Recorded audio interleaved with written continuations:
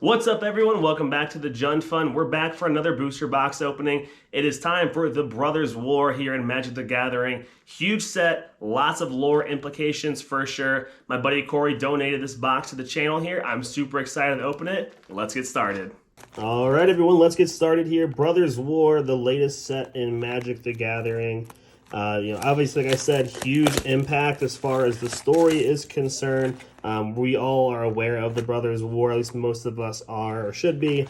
The huge climactic, pivotal kickoff point for Magic, obviously involving these two guys right here, Mishra and Urza.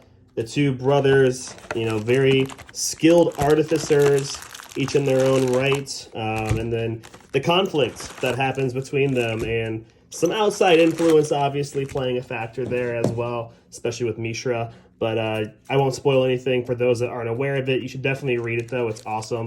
So let's go ahead and get this thing started here. So like I said, this box was donated to the channel by my buddy Corey. So this is all going to go to him. Set's really kind of fun to play limited, especially. As far as like standard impact, it hasn't had a lot yet. The big thing with this set are artifacts, go figure. The retro frame old border style is back. They're doing some reprints with that defense grid right here. The normal version of this, the original printing, the foil version is worth a ton of money because it was only ever printed one time. Now you can get this for like $3 and it's awesome. Ashnod Flesh Mechanist. We finally get to see Ashnod as a face card. Really cool. Love that character. Love the card. But like I said, this set, huge impact as far as story is concerned. Sets up, well, not sets up, but I guess kind of like gives some more background to the big story we've been dealing with lately with Phyrexia, their resurgence and all that stuff. And it's just it's a very fun look back on Magic's history for sure. Springleaf Drum, great uncommon right there. Ooh, first Mythic, Skitter Beam Battalion. So we have that new mechanic here, Prototype, a way to kind of pay less mana for a weaker version of the card. You still have the abilities and stuff, but the power and toughness are adjusted accordingly. So a really fun little mechanic there that allows some variance as far as how you're going to cast that creature. More flexibility in a way. This pack's being tough to open. But yeah, just a really heavy artifact set. Go figure, this is an artifact-based war and story. So pretty cool as far as that's concerned. Soul Guide Lantern, great reprint there. Gwenna, Eyes of Gaia. And from the list slot, Haru Ona from Kamigawa block there. So that's a rare, actually. There we go. But this set, a lot of fun to play limited. My buddies actually did a big kind of sealed event here in our place a couple weeks ago. It's a lot of fun. Definitely recommend doing that if you can do so with your friends or your LGS, either way. Monastery Swipsphere printed back into standard, giving red decks a lot of help. Great reprint right there. Artificer's Dragon for the rare. And another rare here, Tatiana's Command. Okay, awesome. And a foil common. Financially, as far as this set is concerned, the big ones are obviously going to be Urza and Mishra, the face mythic cards. Meld is back in this set. So if you're not familiar with Meld, that is where you have two different cards. Now on the back of them, they flip over and create a giant card, essentially, that's really overpowered rather. And it's really hard to make that happen. But yeah, that's the face cards with those. So Takatsia's welcome with the rare. But, and a card from the list, actually from Urza Saga, that's kind of cool.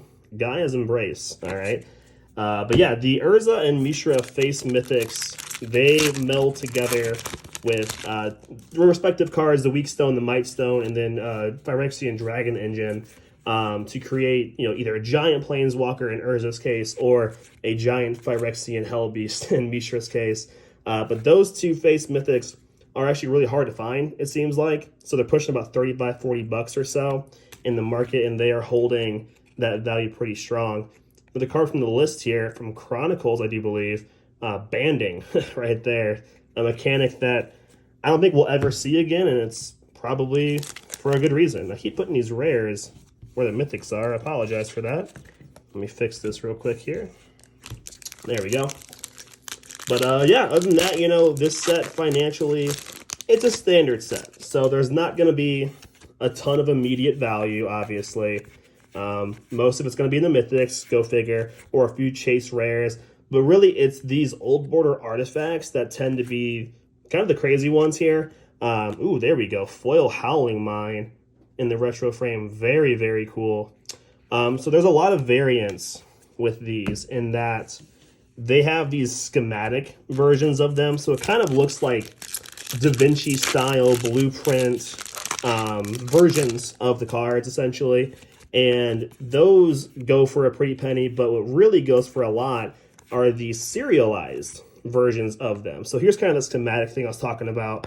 This isn't the exact version of it, but it looks similar to this kind of stuff right here. But the serialized versions that you can only get in the collector booster boxes go for insane amounts of money. Some of the chase mythics in particular go for thousands of dollars. We're talking several $1,000s. They're numbered 1 to 500, and go figure, as the internet exists, certain numbers like 69 and 420 are going for a lot more because people are children basically, but door to nothingness right there for the rare. Hey, there we go. All right, Phyrexian Dragon Engine. I was just talking about this. So this is the meld card here. This is the bottom half of it. So you need the Mishra face mythic for the top half here and complete this little condition down here to do this. But yeah, those top halves are hard to find. But anyway, the serialized cards, for better or worse, are here. They're probably here to stay, unfortunately. But you know, they are worth a lot of money. Ooh, Staff of Damnation, or Domination rather, for the mythic there. Pretty nice. They're here to stay. Ooh, another mixed mythic, Phyrexian Processor. Wow, double mythic pack right there. And a Liberator, Urza's Battlethopter. There we go. I'm fumbling over my words today. I can't talk. I'm excited about this set. But yeah, those serialized cards are going for a ton, but only available in the collector booster packs. So there is that to consider. You know, we're going towards baseball, basically. Same thing happened with them. Mishra's Bobble, fantastic. Great card in Modern, especially. And then, ooh, Myrel Shield of Argai for another mythic. Super good white soldier deck partner, commander, essentially, right here. Very good, very strong card. And a Phyrexian Walker from Visions. Okay, 0 mana, 0/3. Gotta love it. But yeah, you know, this set, like I said, a lot of fun. Big impact story-wise. If you love artifacts, this is the set for you. Getting back here. Ooh, here we go. Swiftfoot boots, very neat in the little schematic style right there. Yeah, talismans are back as well. Blast Zone, reprinted in the standard. Haven't seen this since, I think it was Dominaria, I do believe. Or maybe, no, War of the Spark, excuse me. War of the Spark, I do believe. I could be wrong on that. I don't know, it's been a while. Oh, and another rare from the list here, Catastrophe from Urza's Saga. Destroy all lands or all creatures. Can be regenerated. All right, 6 mana board wipe right there. Third of the way through the box, 4 mythics, 2 of them being the old frame style. Not a ton as far as financially. The Shield of Argai being the most expensive card right now, sitting at about $20, $25. Sardian Avenger for the Commander rare. There's the original art, Swiftfoot Boots. Ooh, and Teferi Temporal Pilgrim. There we go. There's our next mythic, the Mythic Planeswalker. The only Planeswalker, well, only single card Planeswalker, I should say, in this set. Technically, there is the Urza meld version. But again, that requires 2 cards to do that. Okay, a little bit of a good pickup there in that pack. Let's keep moving here. Another mythic, Perilous Vault. Okay, not bad, not bad. And a Temporal Anchor for the rare. Let's keep on going. Let me know in the comments below, do you like artifacts? I know some people have like a love-hate thing with them. Either they don't like playing with artifacts at all, or if they do, it's equipment in particular.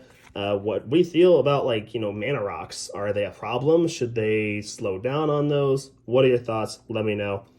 Ornithopter, probably my favorite creature in all of Magic. I have a very soft spot in my heart for this card because it's the best card in my Yuriko Tiger Shadow deck because it's free to play. It has evasion with flying, and yeah, it's just awesome. Burnished Heart, couldn't be an artifact set without that. And Drafna, Founder of Latnam for the rare. Keep on moving here. See what we can get. Another Ornithopter. Nice, right there. And Razorlash Transmogrant. Okay, that's a word. And another card from the list. Sink into Takanuma. Common from Kamigawa block. Takanuma, namely, got a rare land card in Kamigawa Neon Dynasty. So, pretty cool. So, we're coming towards the end of the year here, and it's been a year. Oh, here we go. The Mightstone and Weakstone. Pardon me, I try to talk and cards show up. Here's the bottom half of that Urza meld card here, so you can tell 5 loyalty abilities on this Planeswalker. Absolutely insane. And kind of a weird little controversy, so I want to talk about it real quick here, changing the subject on this. There is a bit of a conspiracy surrounding those face cards that I mentioned, that being Urza and Mishra. Between myself, my buddies, and several other friends online, basically nobody has been able to pull those out of like 30 boxes. It's kind of nuts. Aetherflux Reservoir, great mythic right there, and Visions of Phyrexia for the rare. So it's kind of weird. Between my friends and I, we have opened, I think, 4 boxes. This will be the 5th one right here, and we haven't seen a single one of the Urza or Mishra face mythics. So a little weird, little conspiracy theory, tinfoil hat moment there. Mishra's Command. Ooh, that looks great. Ashnod, the Uncaring, the Commander mythic right there in the old border retro frame foil. That looks super, super nice. And then I guess we'll talk about this real quick here. So Transformers are in this. It's the part of that Universes Beyond stuff they've been doing, and I'll be honest, I wasn't huge in the Transformers like at all as a kid. I grew up watching Gundam. That was my thing as far as mecha, robots are concerned. I'm a kid of the 90s, not the 80s, so go figure. But yeah, it's just, I don't know. So I don't necessarily like the Transformers stuff. I understand for some people it's a big nostalgia hit. It just does not work for me. It fell flat for me, honestly. Namely because the art for the cards are just screenshots from the show. Like, literally, that's all it is. It's just screenshots. It's pretty lazy, in my opinion. Brushland for the first rare land. Ooh, and a foil mythic. Myrel Shield of Argive. Wow, I mean, if you're going to have a foil mythic, this is definitely going to be one of them right here that you want to have. Very nice. Probably an extra $10, $15 for the foiling on that one. Pretty good box so far, Corey. 2/3 of the way through. But yeah, the Transformer stuff in here, I get the reason behind it because this is, big mechanical monsters and stuff and artifacts, and Transformers are robots, so it makes sense. But it just feels really weird when you suddenly get a Transformer card in a Magic pack. Doesn't really fit. Another rare from the list slot, another rare from Urza Saga brand right there. Pretty neat. But it feels strange. It doesn't really mesh well, I guess is the word, or meld, for being cheeky. But I don't know. It's just kind of strange. I know for some people they really like it a lot. I'm pretty meh on it, and I would have rather they'd done something else, or just not had them in there in the first place. But the shattered glass foil treatment they have on those ones, which again is only available in the collector booster packs, go figure. Those are going for thousands of dollars as well. Sometimes less than that, but it depends on who it is. Obviously, like Optimus Prime is going for a ton, go figure. But Gix's Command for the rare. I don't know. I know we're going to see that stuff every set now, basically, moving forward, probably, because, Money Machine Go Burr, why not? Hasbro is going to do what Hasbro's going to do, right? Despite what that was it Wall Street Journal or whatever it was that posted that stock market stuff. Gilded Lotus, great little retro frame right there. Ooh, and the search engine for a Mythic. All right. I guess we could talk about that real quick. Yeah, Hasbro, there was that deep dive apparently done, I think it was the Wall Street Journal, that basically was like, Hasbro is ruining Magic the Gathering, and it caused their stock to kind of fall by like, I think it was like 8%, something like that, which is pretty nuts. Mishra's Foundry for Rare Land. But yeah, it's kind of funny because they cited overproduction of product and a lack of quality control, which is what we've all been saying for the last couple of years, handful of years at least, if not longer. But Hasbro doubled down, WotC doubled down, and was like, we're just going to keep going. And screw it, deal with it. Thanos, the Toymaker, great little Simic card here. Pretty fun commander build around too, just throwing that out there. But yeah, they basically were like, you know what? You guys can say what you want to say, but we have our plan. We're going to keep doing this. We're going to keep printing things into oblivion. Product overload. Get used to it because people are going to keep buying it. Well, not all of us, but a lot of us are just going to keep buying stuff no matter what, and that's going to help justify their decision. All right, Psychosis Crawler, foil rare retro frame, pretty neat. Right there. But yeah, I don't know. It's a weird time, put it that way. As a player who's been playing for a long time now, it feels weird. It feels like the company doesn't really care anymore, but, I'm sure there's more to it, but who knows. Blade Coil Serpent, another Mythic right there. A lot of Mythics, actually. Oh, another card from the list. This is from Tempest, I do believe. Stark of Wrath, all right. So, is what it is. Anyway, last pack Magic. Here we go. See what we can do. Can we pull an Urza or a Mishra face Mythic? That would be pretty dope. I doubt it because, conspiracy theory, but who knows. Over the top. And, ooh, all right. Hey, we pulled a Mishra, but not the one we were looking for. Mishra Eminent one, the Commander Precon face card here in the retro frame foil. Still really, really cool. A really fun card. But, alas, the face Mythics evaded us once again. Anyway, guys, that's going to do it for me here at the TheJundFund. Thanks, as always, for watching and supporting.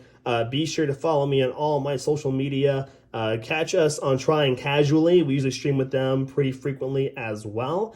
And yeah, just, enjoy the holiday season however you choose to celebrate it or not celebrate. Up to you. But the most important thing, as always, is to have fun and play Magic. Thanks, guys.